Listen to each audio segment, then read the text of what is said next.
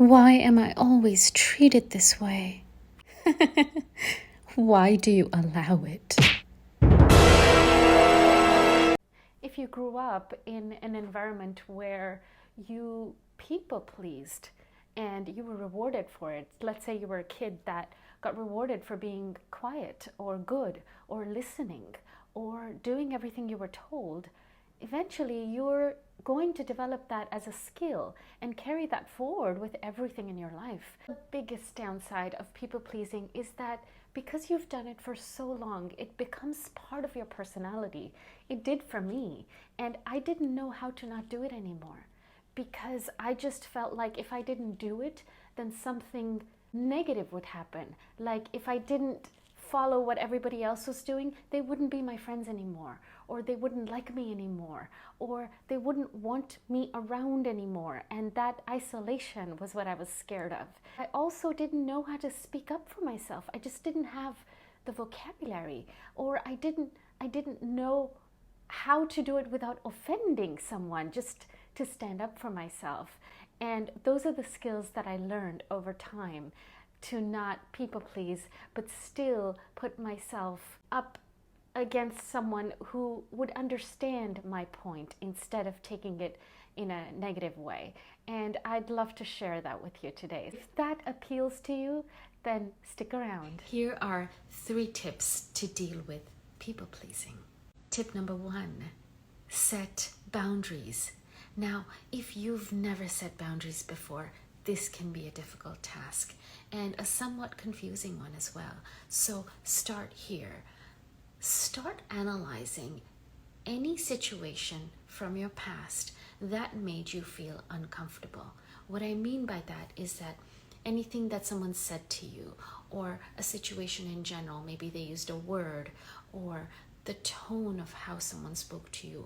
If any of that made you feel uncomfortable, whether you can come up with words or feelings, maybe in your body you felt a certain way, write it down, because that helps you set your boundaries. Now let's say you've got your boundaries now, and somebody in a conversation or argument speaks to you in a manner that you don't appreciate. What you've got to do in that moment is, number 1, stay calm. Number 2, communicate your boundary to them in a manner that is not combative. Remember, we don't want to react, we want to respond so they can hear us. So let's say that they've spoken to you in a way that you don't appreciate. You may say something like, I understand that you're upset, but I don't appreciate you speaking to me in this manner. So if you continue to speak to me like this, I do not want to have this conversation right now. You may get a response from that, from them saying, this is, you're overreacting, or what is this new thing that you're starting, or we need to have this conversation right now. You don't need to respond to any of those conversation starters, because what your boundary sets is that if you continue to behave this way or speak this way with me, I will not communicate with you. And you, once you set your boundary, must stick to what you said. So unless they change whatever it is that is triggering you or is making you uncomfortable, don't have that conversation with them. Tip number 2, learn to say no effectively. Now, you can say to me, I know how to say no. But when you say no, is that no followed by a long conversation and explanation of why you're saying no? Chances are you're doing that because you don't want them to feel bad because you said no, or you don't want to be not liked anymore because you said no. And so you want to explain yourself, sometimes over explain yourself, so that your saying no is justified. The reason is justified. And here's the thing, you don't even have to give a person a reason for saying no. But let's say somebody invited you to something and you say no because you want to rest. You may feel that that explanation of why you want to rest and how tired you are, etc., is important, but it's not. You can just say, no, I can't make it. Now, let's say they ask you why, and you don't want to be rude and just be like, I don't have to give you an explanation. Then let them know that you've got something else scheduled.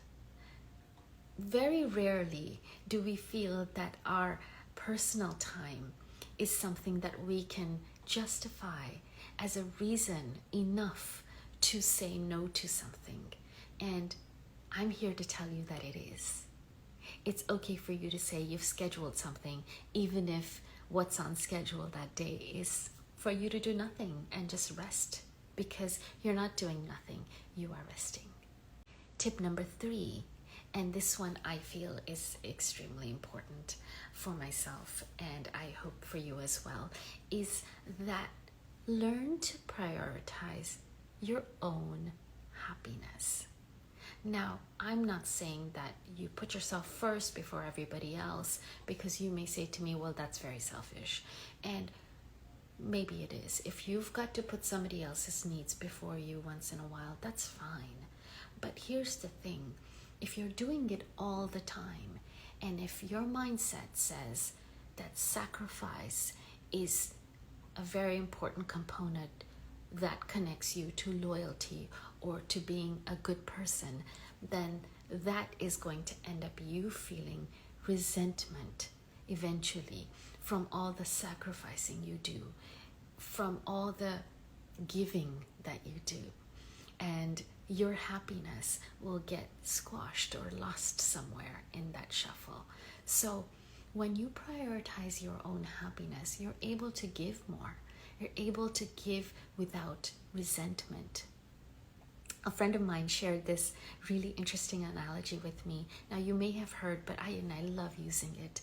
You may have heard the saying that fill your own cup before you start giving from it. And there's a twist to this that we came up with. Well, she came up with, and I just borrow. And that is that fill your cup to the brim and let it overflow, and then give from the saucer. I'm going to repeat that. Let your cup overflow and give from your saucer. It's very important for you to know that until you are filled with joy and happiness inside of you, you are unable to fully give that to someone else. If you keep this in mind, because I always do, that I have to continually fill my cup so that it is in a position of overflowing so that I can give from my saucer. I don't want to give from my cup. I want to give from my saucer. And for me to be able to do that, I have to continually fill my cup. I hope that was helpful for you. Do let me know in the comments if it was. And also, if you have a tip that you'd like to share, I'd love to hear from you.